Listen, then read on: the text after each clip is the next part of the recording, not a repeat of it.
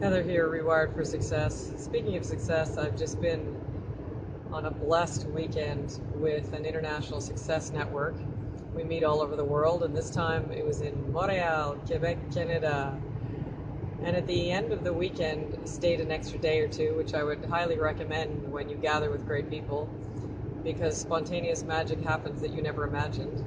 And one piece of that magic was half a dozen of us went up Montreal, the Mount Royal in Montreal, and happened to strike up a conversation with one of the members, Ara, from Montreal.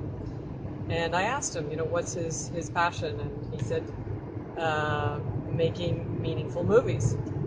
And in fact, bringing some of the success principles and, among others, twinning it with Buddhism.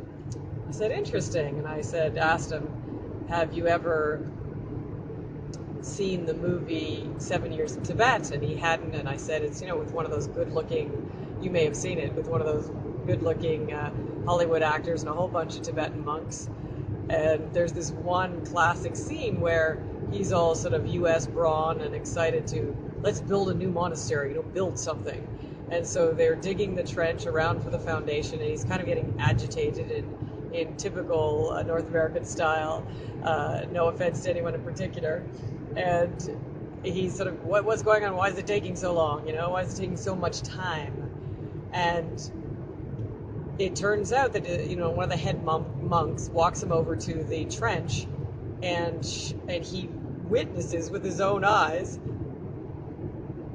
half a dozen monks very painstakingly, yes, they're digging, but very carefully, and taking one little living worm out at a time as to not kill them. One of the Eastern principles being ahimsa, above all else, do no harm. And they were living that, and then handing it up to a half a dozen monks outside of the trench as they were carrying them one by hand to safety and to life. And this success colleague of mine, Ara, said, yes, time has no meaning to them.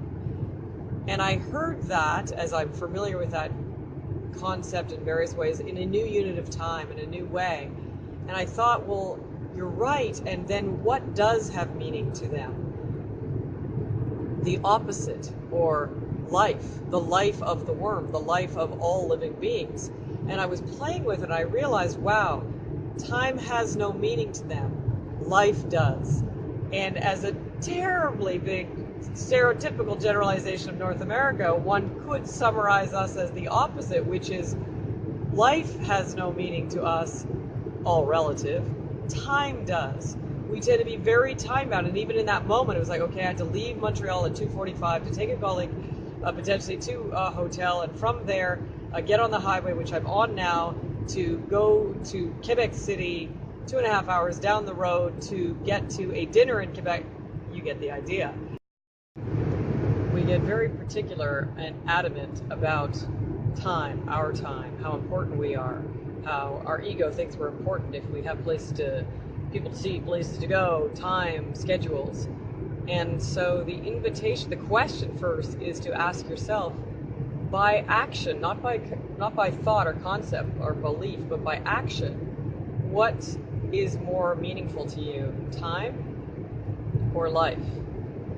If we're worried, busy, stressed about time, and therefore leading to disease and leading to less health and leading to less life, I'll tell you, there's a higher value on time potentially than on your life.